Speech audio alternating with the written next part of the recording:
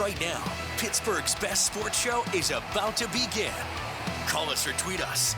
We've got things to talk about on the Ireland Contracting Nightly Sports Call. Good evening, everyone, and welcome inside the Fan Cave. This is the Ireland Contracting Nightly Sports Call, 7 nights a week here on Pittsburgh CW.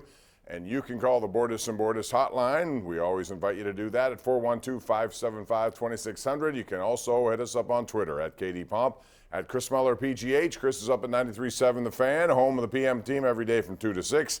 Chris Art Rooney II spoke today, had a lot of interesting things to say, and also defended the continuation of Matt Canada by citing progress. 7-2 in the last 9. They ran the ball better. They became more efficient with the ball. They scored more points, but it did come against lesser opponents, which is something I think we take into account. I'm not sure if they did or not, but obviously he's back. And I asked Art today if it was because of the 1 year remaining on the contract, and he said no, it had nothing to do with that. They believe they're heading in the right direction. Do you agree? I mean, I don't think that they are necessarily heading in the right direction. So no, I can't agree with that. And I have to wonder, Bob, with the way Art framed it to the media at large. I know you had the one-on-one, but he kind of alluded to the idea that the 7-2 stretch saved Matt Canada. So just hypothetically, what happens if they start 7-2 against that exact same schedule? A banged-up Ravens team, a bunch of easier, quote-unquote, opponents, and then they stumble to the finish line something like 2-6. Does that change things? I know Art also focused on what he believes is important, which is a team improving as the year goes on. He thinks that's a true measure of a good coach is that your team improves, but that's putting a lot of stock in some victories against mediocre competition, Bob, where here's the other elephant in the room. It's not like they scored a ton of points in most of those games. Like, we're celebrating Kenny Pickett late drives in games that ended 13-10 and 16-13. Those aren't explosive performances, and I think most of Art's publicly expressed rationale as to why they kept Matt Canada on feels like not daring to be great and thinking you might fall, but it'll be worth the risk, but trying to just go with incremental progress because that's the safer option. I didn't really like his reasoning on it, and it doesn't foretell for me necessarily really good things for the Steelers. Yeah, and in defending some of the things that have happened in this offense over the last 9 games, he also still maintained they have to score more points, and he emphasized that, and obviously that's the case. You can't score even when they got it up to 21 per game on average versus 17 per game on average, like the first 9 or 8, whatever it was.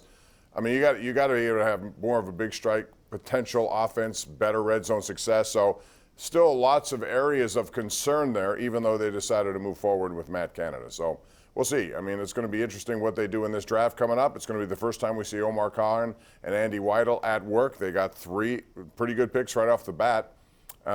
And basically, the other thing he talked about was how everything was going to somewhat, be the same in the draft room. Different voices, different people, maybe some different techniques. But I took that to mean that I think, obviously, Mike Tomlin is the guy who has the last say in a lot of this. I think over the years, that's how the Rooneys have operated, with a coach having the biggest voice in the room.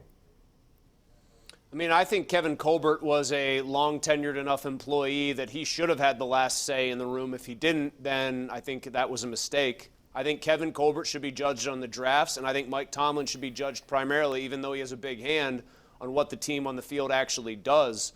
One of my, the things I took from Art Rooney today, Bob, that I actually will choose to be a little optimistic about is he mentioned Omar Khan, he mentioned Andy Weidl, he talked about some of the little different things that they do, but he didn't mention Mike Tomlin. Now, that might be omission on his part because it's understood that Mike Tomlin has a big role in the draft room, but I think one of the best things that could happen, and people are going to read this as me saying, oh, take away Mike Tomlin's power. No, you've done it one way for basically 20 years. Kevin Colbert's way with Cowher, then Kevin Colbert's way with Tomlin. Isn't it going to be nice to maybe have Andy Weidl and Omar Khan, but especially Weidl with the personnel background, actually have a chance to sort of shake things up and provide a different, fresh perspective? Lord knows they've become stale as far as the results on the field.